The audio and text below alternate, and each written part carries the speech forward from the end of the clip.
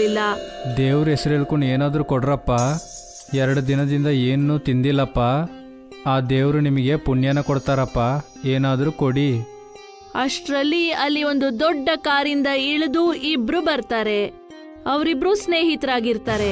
ಅವ್ರ ಹೆಸರು ಆಲೋಕ್ ಮತ್ತೆ ಅಕ್ಷತ್ ಆಗಿರುತ್ತೆ. ಆಲೋಕ್ ಒಂದು ದೊಡ್ಡ ಕಂಪನಿಯ ಮಾಲೀಕ ಆಗಿರ್ತಾನೆ, ಮತ್ತೆ ಅಕ್ಷತ್ ಅದರ ಪಾರ್ಟ್ನರ್. ಹಲೋಕ್, ಈ ಸಮಯದಲ್ಲಿ ನನ್ನ ಯಾಕೆ ದೇವಸ್ಥಾನಕ್ಕೆ ಕರ್ಕೊಂಬಂದೆ? ಇನ್ನೂ ಸ್ವಲ್ಪ ಹೊತ್ತಲ್ಲಿ ಮೀಟಿಂಗ್ ಇದೆ. ದೇವಸ್ಥಾನಕ್ಕೆ ಹೋಗೋಣ ಅಂತ ಮನಸ್ಸು ಹೇಳ್ತಿದೆ. ಬಾ ಹೋಗೋಣ. ಆಲೋಕ್ ಮತ್ತೆ ಅಕ್ಷತ್ ಮೆಟ್ಲತ್ತಾ ಇರ್ತಾರೆ. ಆ ಬಿಕಾರಿ ಬಂದು ಅಕ್ಷತ್ ಕಾಲ್ ಹಿಡ್ಕೊಂಡ್ಬಿಡ್ತಾನೆ. ಅಕ್ಷತ್ ಭಯ ಪಟ್ಬಿಡ್ತಾನೆ. ಅವನಿನ್ನೇನೋ ಓಡ್ತಾ ಇರ್ತಾನೆ. ಆಲೋಕ್ ಇದನ್ನೆಲ್ಲ ನೋಡ್ತಾನೆ ಇರ್ತಾನೆ. ಅಯ್ಯ, ತಿನ್ನಕ್ಕೆ ಏನಾದರೂ ಕೊಡಿಯಯ್ಯ, ಏನಾದರೂ ಕೊಡಿಯಯ್ಯ, ನನಗೆ ತುಂಬ ಹಸಿವಾಗ್ತಿದೆ ಅಯ್ಯ. 2 ದಿನ ಆಯಿತು ನಾನು ಏನೂ ತಿಂದಿಲ್ಲಯ್ಯ, ಏನಾದರೂ ಕೊಡಿ. ಅರೆ ಇವನು ಏನು ಮಾಡ್ತಿದ್ದಾನೆ? ಏಯ್ ಕಾಲ್ ಬಿಡು, ನನ್ನ ಬಟ್ಟೆ ಎಲ್ಲ ಹಾಳು ಮಾಡ್ತಿದ್ದೆ ನೋಡು. ಹೋಗಿ ಇಲ್ಲಿಂದ, ಹೋಗಿ ಬೇರೆ ಕಡೆ ಭಿಕ್ಷೆ ಕೇಳು.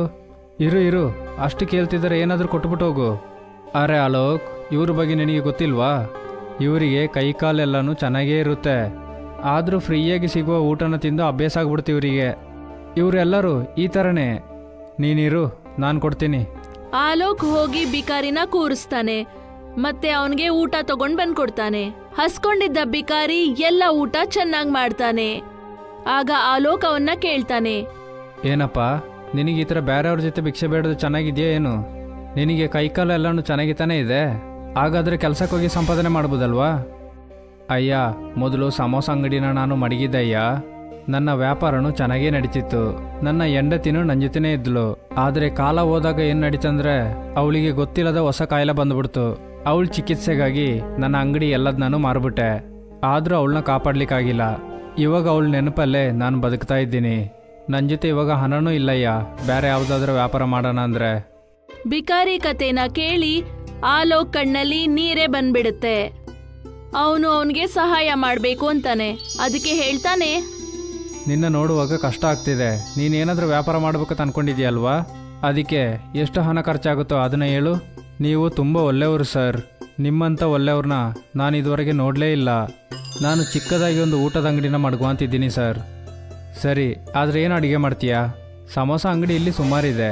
ನೀನೇನಾದರೂ ಹೊಸದಾಗಿ ಯೋಚನೆ ಮಾಡು. ನಾನು ನಿನಗೆ ಹಣ ಕೊಡ್ತೀನಿ. ನಿನ್ನ ಅಂಗಡಿ ಚೆನ್ನಾಗಿ ಬಂದರೆ ಆ ಹಣನ ನನಗೆ ವಾಪಸ್ ಕೊಡು. ಹಾಗಾದರೆ ನಾನು ಮಿಸಲ್ ಪಾವ್ ಅಂಗಡಿನ ಸ್ಟಾರ್ಟ್ ಮಾಡೋಣ ಅಂತ ಇದ್ದೀನಿ ಅಯ್ಯ.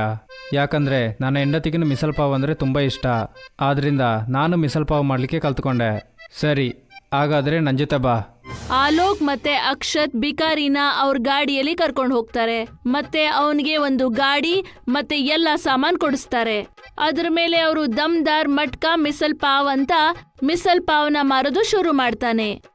ಅವನು ಅವನ ಗಾಡಿನ ಆಲೋಕ್ ಮತ್ತೆ ಅಕ್ಷತ್ನ ಆಫೀಸ್ ಕೆಳಗಡೆನೆ ಮಾಡ್ತಾನೆ. ಬನ್ನಿ ಬನ್ನಿ ಬನ್ನಿ, ಬಂದು ತಿಂದು ನೋಡಿ. ಮಹಾರಾಷ್ಟ್ರದ ಸ್ಪೆಷಲ್ ಮಟ್ಕಾ ಮಿಸಲ್ ಪಾವ್. ಒಂದ್ಸಲ ತಿಂದ್ರೆ ಪುನಃ ಪುನಃ ಬರ್ತೀರಾ. ಬನ್ನಿ ಅಯ್ಯ ಬನ್ನಿ. ಮಟ್ಕಾ ಮಿಸಲ್ ಪಾವ್ ಅಲ್ಲಿರೋ ಜನರಿಗೆ ಒಂದು ಹೊಸ ಡಿಶ್ ಆಗುತ್ತೆ. ಅದಕ್ಕೆ ಆ ಬಿಕಾರಿ ಅಂಗಡಿಯಲ್ಲಿ ಬಹಳ ವ್ಯಾಪಾರ ಚೆನ್ನಾಗಾಗತ್ತೆ. ಬಹಳಷ್ಟು ಜನ ಬರ್ತಾರೆ ಮತ್ತೆ ಅವನ ಮಿಸಲ್ ಪಾವ್ನ ಬಹಳ ಇಷ್ಟಪಟ್ಟು ತಿಂತಾರೆ. ಆಲೋಕ್ ಮತ್ತೆ ಅಕ್ಷತ್ನ ಆಫೀಸ್ನ ಜನಗಳಿಗೆ ಇದನ್ನ ಡೈಲಿ ತಿನ್ಬೇಕು ಅನ್ಸುತ್ತೆ. ಎಲ್ರ ಮಧ್ಯೆ ಅವನ ಮಟ್ಕಾ ಮಿಸಲ್ ಪಾವ್ನ ಚರ್ಚೆ ಆಗುತ್ತೆ. ಇಲ್ಲಿ ನೋಡು, ಕೆಳಗೊಂದು ಗಾಡಿ ಇದೆ ಅಲ್ವಾ, ಅದರಲ್ಲಿರೋದನ್ನ ತಿಂದು ನೋಡಿದ್ಯಾ? ನಾನು ಇದುವರೆಗೆ ಅಂಥದ್ದೊಂದನ್ನು ತಿಂದೇ ಇಲ್ಲ. ಅರೆ ಹೌದಪ್ಪ, ಅದು ಮಹಾರಾಷ್ಟ್ರದ ಫೇಮಸ್ ಡಿಶ್. ನಾನು ಇಲ್ಲೇ ಅದನ್ನು ನೋಡಿದ್ದು. ನಾನು ನನ್ನ ಮನೇಲಿರೋರಿಗೂ ಪ್ಯಾಕ್ ಮಾಡಿ ತಗೊಂಡೋದೆ. ನಾವು ಮೊದಲು ಮಹಾರಾಷ್ಟ್ರದಲ್ಲಿ ಇದ್ದೀವಿ. ಅದನ್ನು ತಿಂದಾಗ ನನಗೆ ಹಳೆ ನೆನಪೆಲ್ಲ ವಾಪಸ್ ಬಂತು. ಒಂದಿನ ವಿದೇಶದಿಂದ ಒಬ್ಬ ದೊಡ್ಡ ಕ್ಲೈಂಟ್ ಆಲೋಕ್ ಆಫೀಸ್ಗೆ ಬರ್ತಾನೆ. ಅವನ ಹೆಸರು ಸಿದ್ಧಾರ್ಥ್ ಅಂತ. ಅವನು ಆಲೋಕ್ನ ಸ್ನೇಹಿತನೇ ಆಗಿರ್ತಾನೆ. ಅವನು ಗಾಡಿಯಿಂದ ಇಳಿದಾಗ ಅವನಿಗೆ ಬಿಕಾರಿ ಗಾಡಿ ಕಾಣಿಸುತ್ತೆ. ಅವನು ಈ ಚಿಕ್ಕ ಗಾಡಿನ ನೋಡಿ ಶಾಕ್ ಆಗ್ಬಿಡ್ತಾನೆ. ಇಷ್ಟು ದೊಡ್ಡ ಆಫೀಸ್ ಮುಂದೆ ಇದೇನಿದು ಇಷ್ಟು ಚಿಕ್ಕ ಗಾಡಿ? ಇಷ್ಟೇ ಅಲ್ಲ, ಇಷ್ಟು ದೊಡ್ಡ ಆಫೀಸಲ್ಲಿ ಕೆಲಸ ಮಾಡೋರೆಲ್ಲ ಇಷ್ಟು ಚಿಕ್ಕ ಗಾಡಿಯಲ್ಲಿ ತಿಂತಾ ಇದಾರಲ್ಲ. ಅವನು ಹೋಗಿ ಆಲೋಕ್ಗೆ ಹೇಳ್ತಾನೆ, ಆಲೋಕ್, ನಿನ್ನ ಆಫೀಸಲ್ಲಿ ಕೆಲಸ ಮಾಡೋರೆಲ್ಲರೂ ಆ ಚಿಕ್ಕ ಗಾಡೀಲಿರೋದನ್ನ ಯಾಕೆ ತಿಂತಿದ್ದಾರೆ? ಅದು ಮಾತ್ರ ಅಲ್ಲದೆ ಆಫೀಸ್ ಮುಂದ್ಗಡೆ ಅದನ್ನು ನಿಲ್ಲಿಸಲಿಕ್ಕೆ ಯಾಕೆ ಜಾಗ ಕೊಟ್ಟಿದ್ಯಾ? ನಾನಾಗಿದ್ರೆ ಮೊದಲು ಆ ಅಂಗಡಿಯವನ್ನ ಒಡೆದು ಓಡಿಸ್ತಿದ್ದೆ. ಈ ಆಫೀಸ್ನ ಲುಕ್ ನಾನೇ ಕೆಡಿಸಿದೆ. ಹೆಸರನ್ನ ನೋಡು, ಒಳ್ಳೆ ಮಟ್ಕ ಮಿಸಲ್ ಪಾವ್ ಅಂತ. ಈ ಜನರೆಲ್ಲ ಹೇಗೆ ಮಿಸಲ್ ಪಾವ್ನ ತಿಂತಿದ್ದಾರೆ? ಸಿದ್ಧಾರ್ಥ್, ಅವನ ಅಂಗಡಿನ ಮಡಗಲಿಕ್ಕೆ ಕಾರಣನೇ ನಾನೇ ಪರ್ಮಿಷನ್ ಕೊಟ್ಟಿದ್ದು.